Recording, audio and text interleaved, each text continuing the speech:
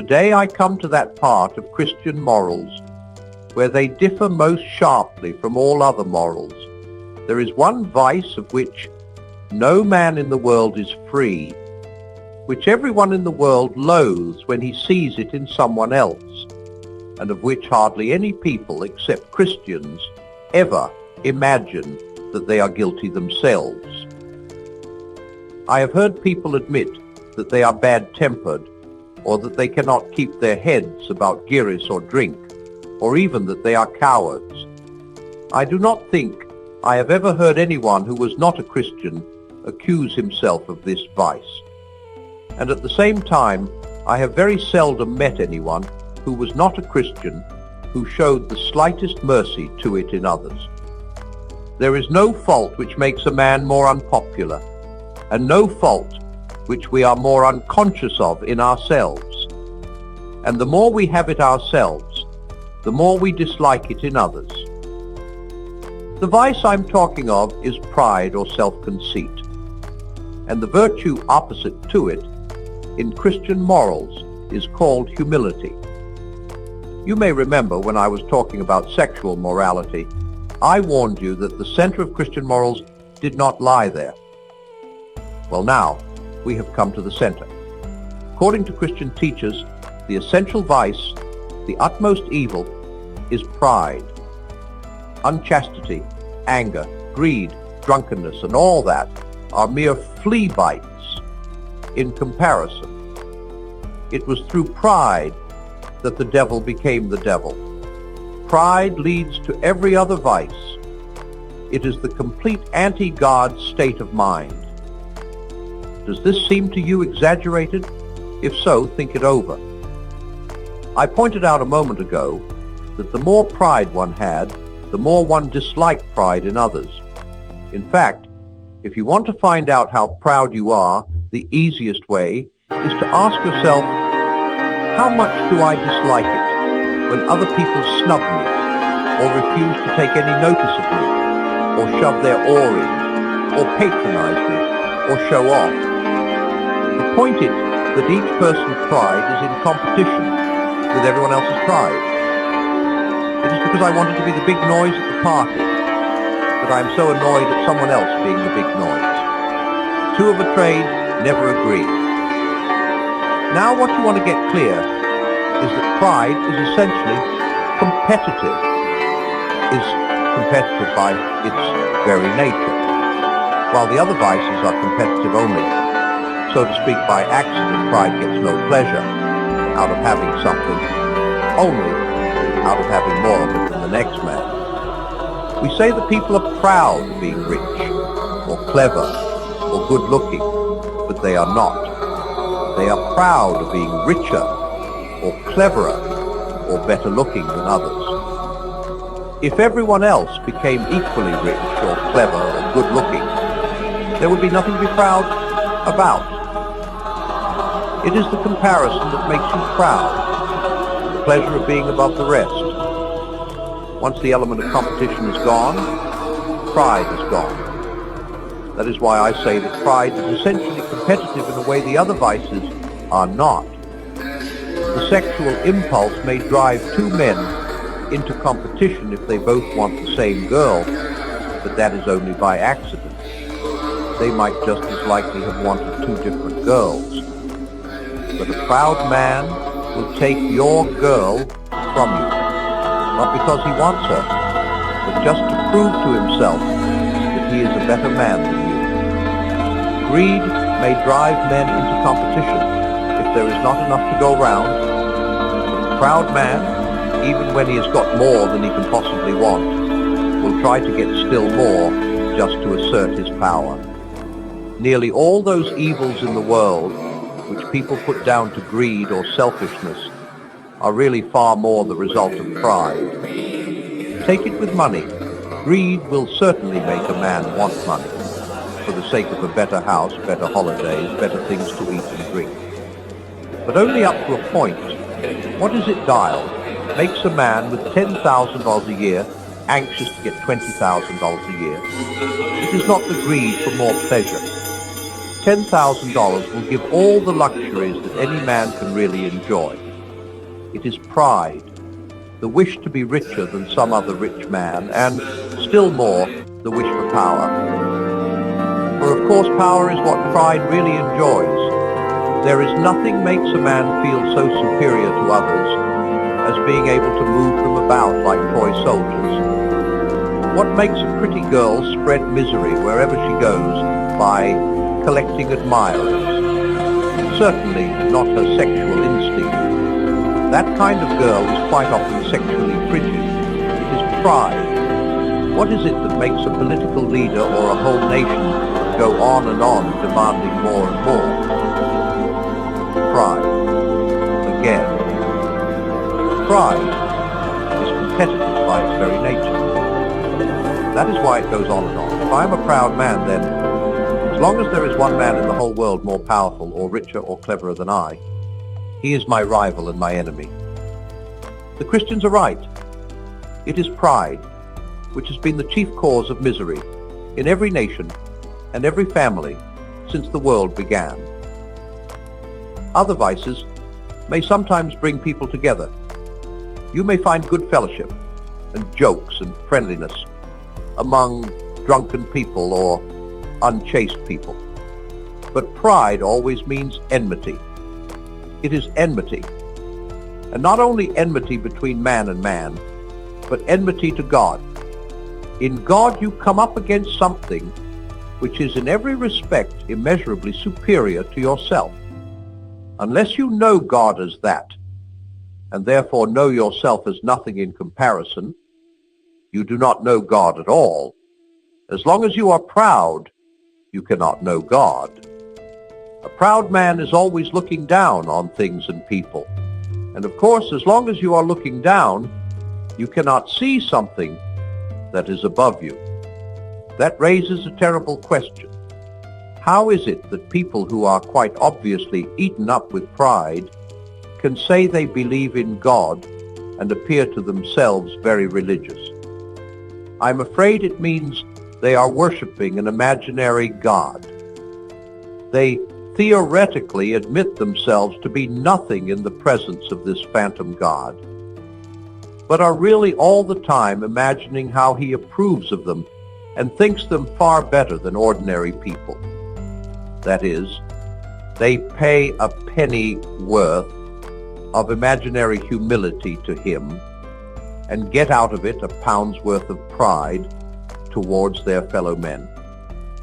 I suppose it was of those people Christ was thinking when he said that some would preach about him and cast out devils in his name, only to be told at the end of the world that he had never known them. And any of us may at any moment be in this death trap. Luckily, we have a test. Whenever we find that our religious life is making us feel that we are good, above all, that we are better than someone else, I think we may be sure that we are being acted on, not by God, but by the devil. The real test of being in the presence of God is that you either forget about yourself altogether or see yourself as a small, dirty object. It is better to forget about yourself altogether. It is a terrible thing that the worst of all the vices can smuggy itself into the very center of our religious life. But you can see why. The other and less bad vices come from the devil working on us through our animal nature. But this does not come through our animal nature at all. It comes direct from hell. It is purely spiritual. Consequently, it is far more subtle and deadly. For the same reason, pride can often be used to beat down the simpler vices. Teachers, in fact, often appeal to a boy's pride, or, as they call it, his self-respect, to make him behave decently. Many a man has overcome cowardice or lust or ill temper by learning to think that they are beneath his dignity. That is, by pride. The devil laughs. He is perfectly content to see you becoming chaste and brave and self-controlled, provided all the time he is setting up in you the dictatorship of pride, just as he would be quite content to see your chilblains cured if he was allowed in return to give you cancer. For pride is spiritual cancer. It eats up the very possibility of love, or contentment, or even common sense. Before leaving this subject, I must guard against some possible misunderstandings. 1. Pleasure in being praised is not pride. The child who is patted on the back for doing a lesson well, the woman whose beauty is praised by her lover, the saved soul to whom Christ says, "Well done," are pleased and ought to be. For here the pleasure lies not in what you are, but in the fact that you have pleased someone you wanted and rightly wanted to please. The trouble begins when you pass from thinking, "I have pleased him, all is well," to thinking, "What a fine person I must be to have done it." The more you delight in yourself, and the less you delight in the praise, the worse you are becoming. When you delight wholly in yourself, and do not care about the praise at all, you have reached the bottom. That is why vanity, though it is the sort of pride which shows most on the surface, is really the least bad and most pardonable sort. The vain person wants praise, applause, admiration, too much, and is always angling for it. It is a fault, but a childlike and even, in an odd way, a humble fault. It shows that you are not yet completely contented with your own admiration. You value other people enough to want them to look at you. You are, in fact, still human. The real black diabolical pride comes when you look down on others so much that you do not care what they think of you.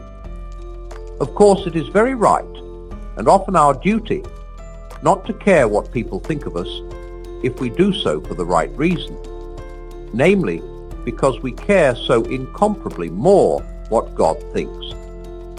But the proud man has a different reason for not caring. He says, "Why should I care for the applause of that rabble, as if their opinion were worth anything? And even if their opinions were of value, am I the sort of man to blush with pleasure at a compliment, like some chit of a girl at her first dance? No, I am an integrated adult personality. All I have done has been done to satisfy my own ideals, or my artistic conscience, or the traditions of my family, or in a word, because I'm that kind of chap.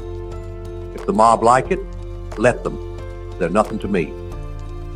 In this way, real thoroughgoing pride may act as a check on vanity, for as I said a moment ago, the devil loves curing a small fault by giving you a great one.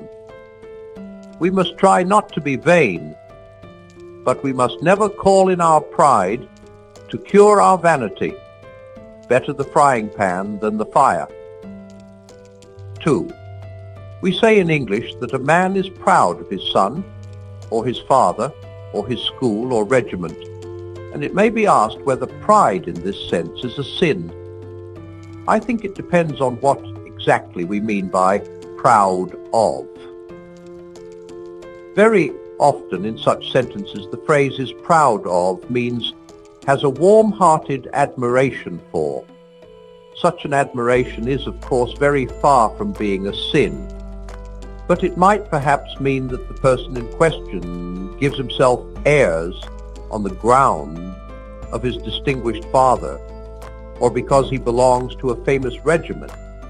This would clearly be a fault, but even then, it would be better than being proud simply of himself. To love and admire anything outside yourself is to take one step away from utter spiritual ruin. Though we shall not be well so long as we love and admire anything more than we love and admire God. 3. We must not think pride is something God forbids because he is offended at it, or that humility is something he demands as due to his own dignity, as if God himself was proud. He is not in the least worried about his dignity. The point is, he wants you to know him, wants to give you himself. And he and you are two things of such a kind that if you really get into any kind of touch with him, you will in fact be humble, delightedly humble, feeling the infinite relief of having for once got rid of all the silly nonsense about your own dignity, which has made you restless and unhappy all your life.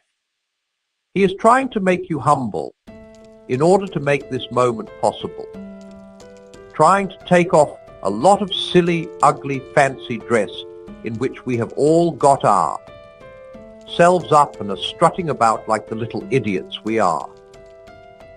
I wish I had got a bit further with humility myself. If I had, I could probably tell you more about the relief, the comfort of taking the fancy dress off, getting rid of the false self with all its look at me and aren't I a good boy, and all its posing and posturing.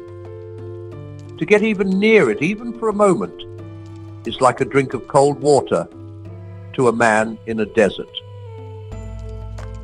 4. Do not imagine that if you meet a really humble man, he will be what most people call humble nowadays.